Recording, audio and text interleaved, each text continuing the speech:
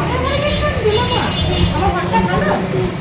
আচ্ছা, তাহলে আমার ঘরটাকে খুব সুন্দর করে সাজাবো, সাজিয়ে দিয়ে তুমি বসবে মামার পাশে, একটা ছোট্ট কেক আনবো, কাটা হবে। হ্যাঁ, মজা হবে বলো? না না, মামা মামা তো বড় কেক নিয়ে আসবে। মামা তো বড়, মামার জন্য বড় কেক। ঠিক ঠিক, গুড গুড। আচ্ছা, তো তাই হবে।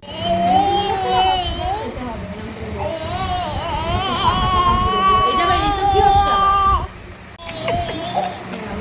আর করতে নেই।